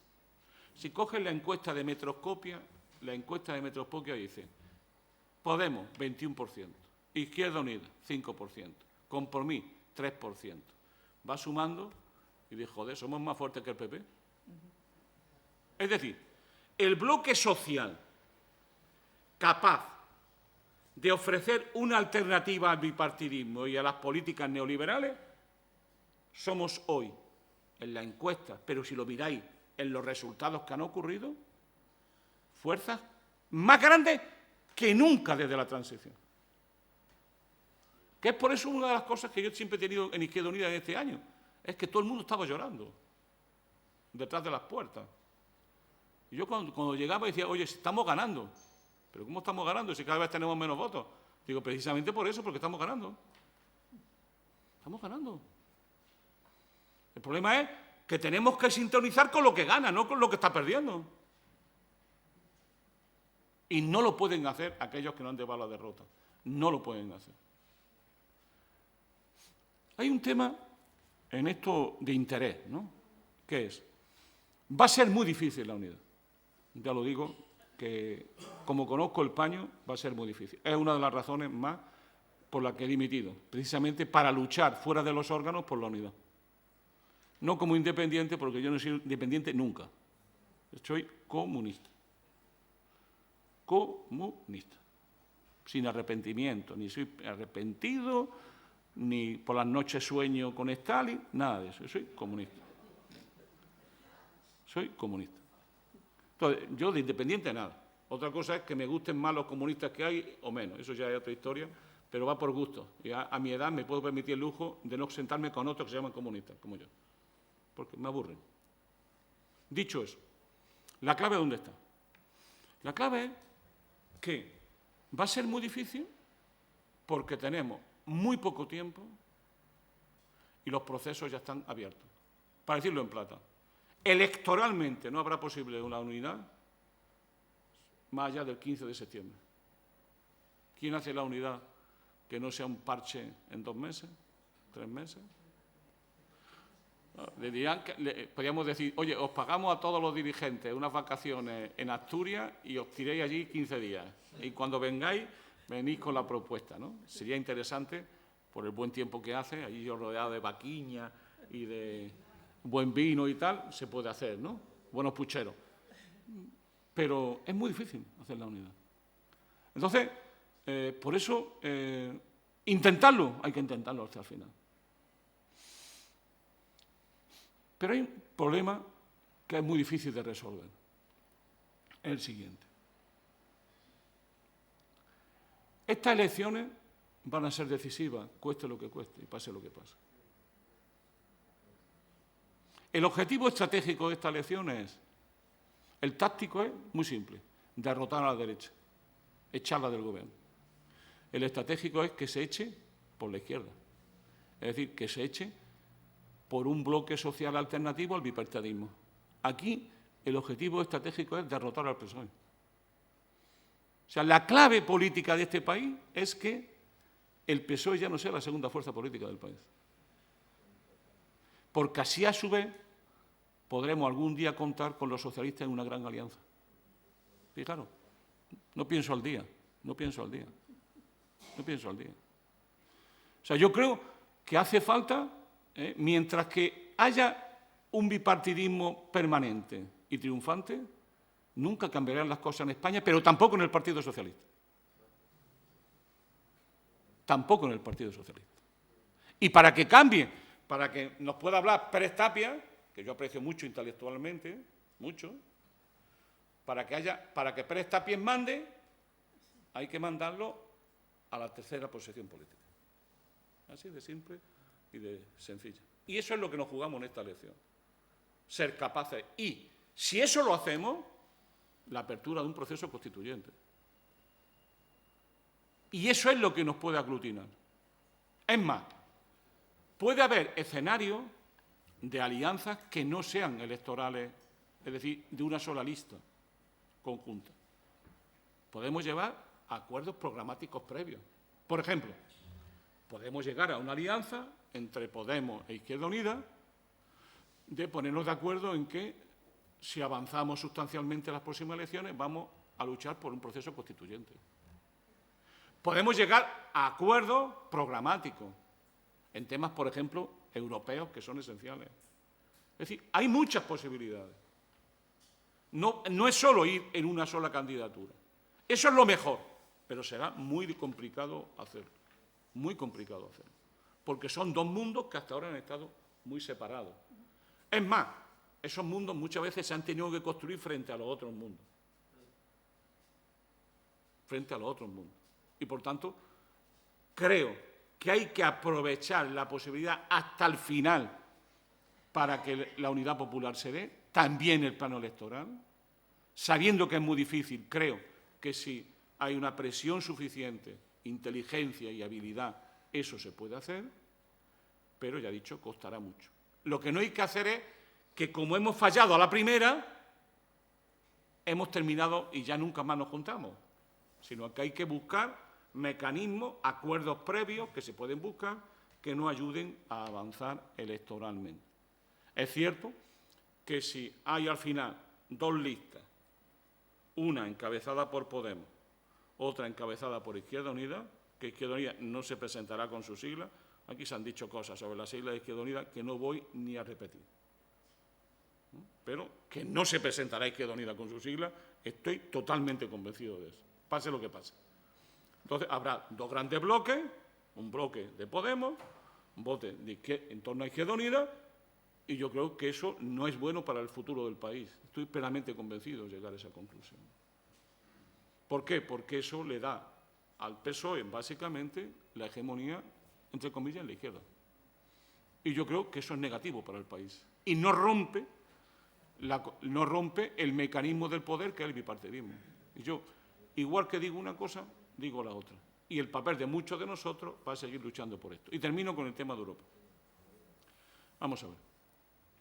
Una cosa es la Europa ideología, otra cosa es lo que uno quiere pensar sobre ella.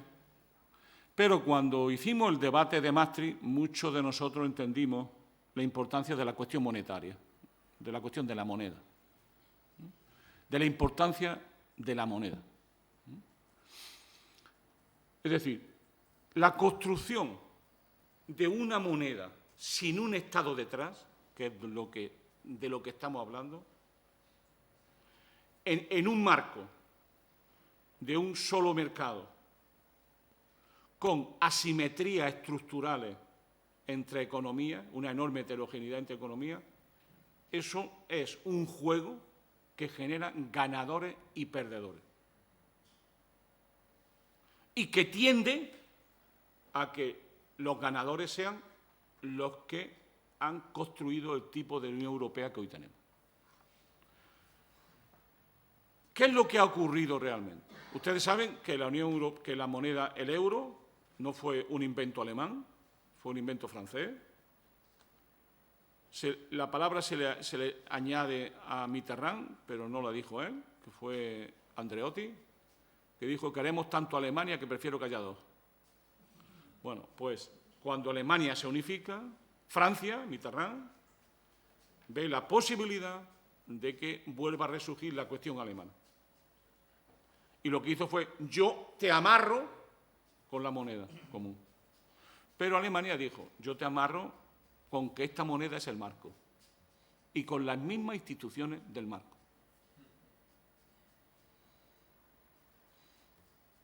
El país, hay un libro precioso que acaba de salir ahora que yo recomiendo enormemente, que se llama La Troika, de Lapa Bisak, que es un hombre de la izquierda de Syriza, al que veré la semana que viene, y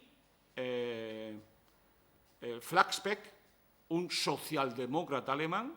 Cuando digo socialdemócrata, es que es socialdemócrata, secretario de Estado en el gobierno, en el Ministerio de Hacienda, que dirigía un tal Oscar Lafontaine. Bueno, Flaxbeck y Lapa Bisak, o sea, un marxista y un socialdemócrata puro, a la alemana, han escrito un libro que se llama La Troika, sobre la Troika.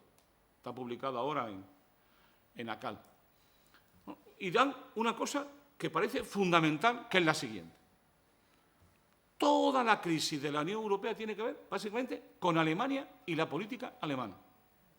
Alemania se come a la otra Alemania. Es una anexión, un Achillux. Y la destroza a la otra Alemania.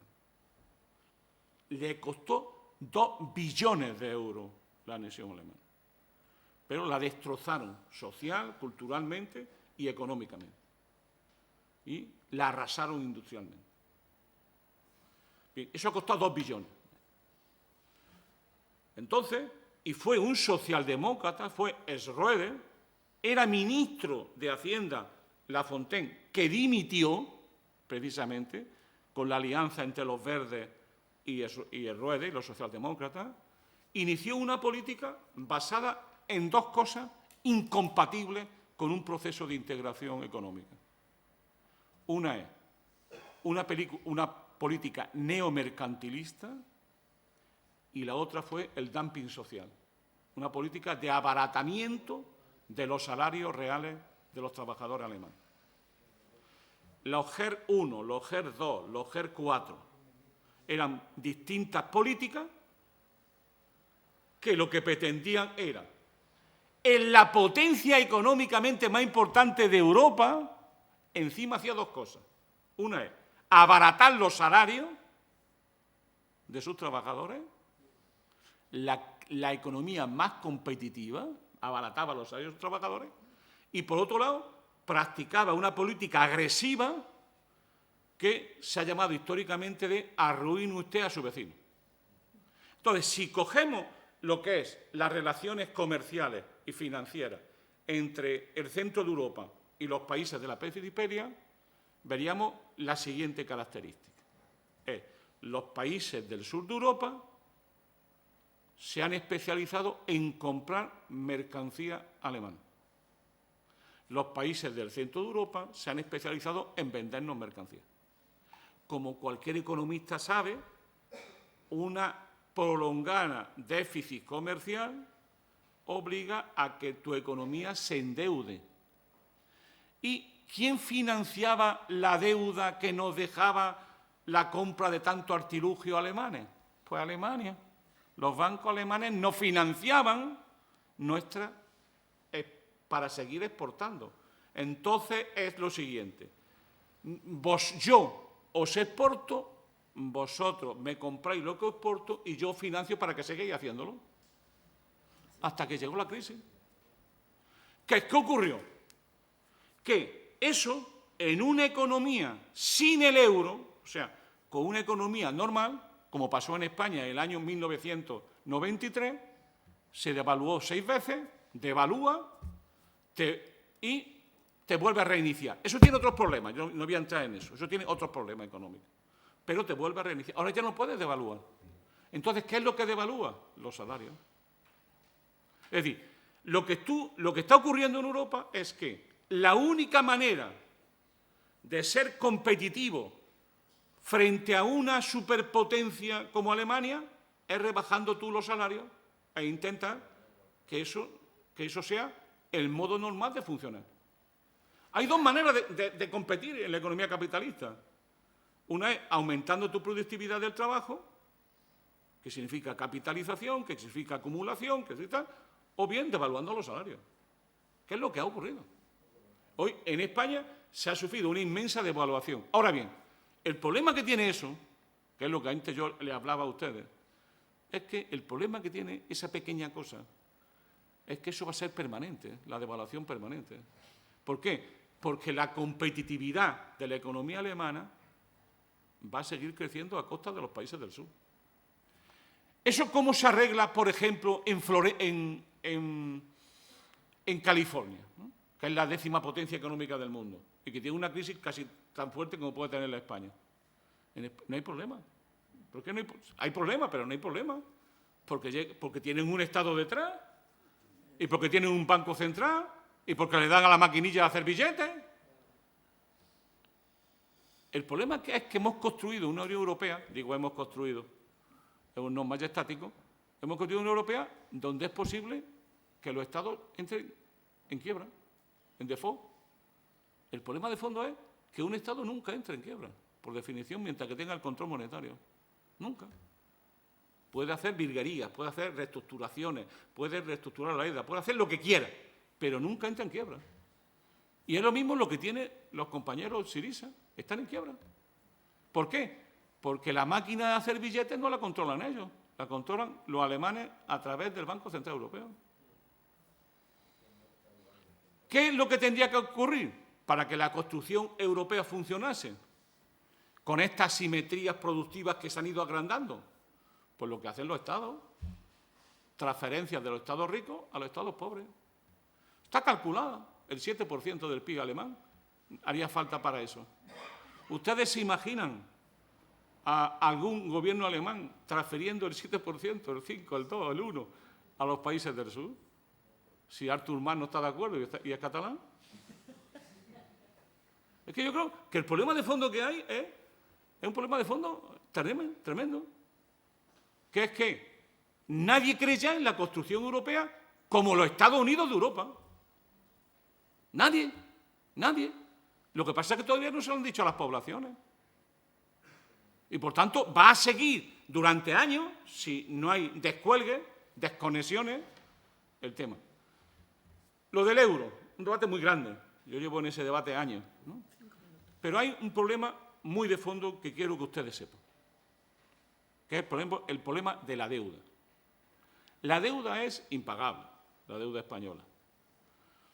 Lo es en la deuda privada. Pero eso, al fin y al cabo, parece que no existe la deuda privada, pero es la importante. Dos veces el PIB es la deuda privada de las grandes empresas financieras y no financieras. 2 veces el PIB. Y la deuda externa bruta, 1.300.000 millones de euros. El problema no está ni siquiera ahí. El problema es que si mañana nos condonaran la deuda, en 2 años tendríamos una deuda inmensa. ¿Por qué? Porque seguiríamos endeudándonos porque compraríamos más que vendíamos. Y eso no se resuelve. O sea, el que te condonen la deuda te permite reestructurarte, rehacerte, pero si sigue el mismo mecanismo en la Unión Europea, tarde o temprano alguien dirá, oye, ¿y si nos vamos del euro?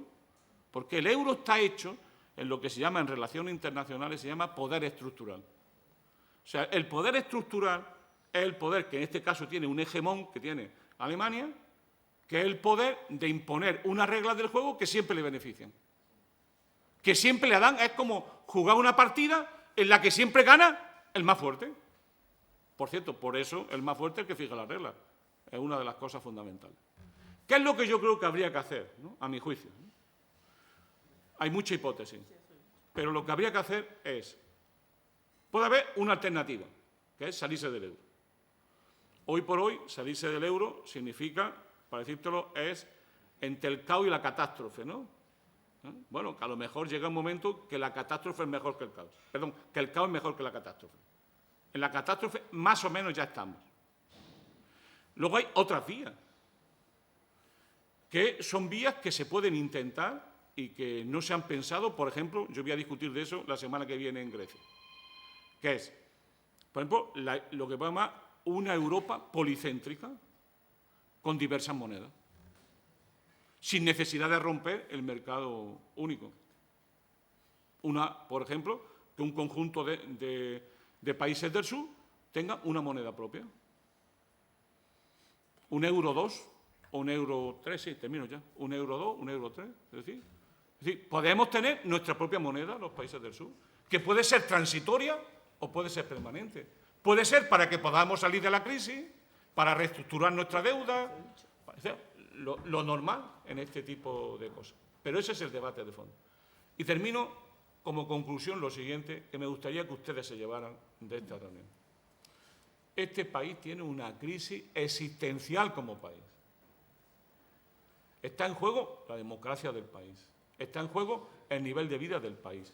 Está en juego la ciudadanía del país. Eso es lo que está en juego. Estamos en una transición al subdesarrollo del país. Y eso va a afectar enormemente a los jóvenes, a las nuevas generaciones. Que todo el mundo dice que es la juventud mejor preparada de la historia de España. Pues la mejor preparada de la historia de España va a ser la que va a tener los peores salarios de la historia de España desde los años 50. Ese es el problema de fondo que tiene este país. Y entonces yo creo que ahora podríamos terminar como conclusión la política es demasiado importante para dejárselos todos los partidos. ¿Por qué no todos hacemos política, luchamos y exigimos que nos unamos y que juntos podamos transformar esta sociedad? Y si no lo consigo en noviembre, pues seguiremos luchando por ello. Somos los pelotarios incansables. Muchas gracias. Gracias. Vale. Oh. Muchas gracias, Manolo. Las jornadas se prolongan mañana con una llamada a una concentración en la Plaza del Carmen a las 20:22, pro referéndum monarquía-república. Hasta mañana. Muy bien.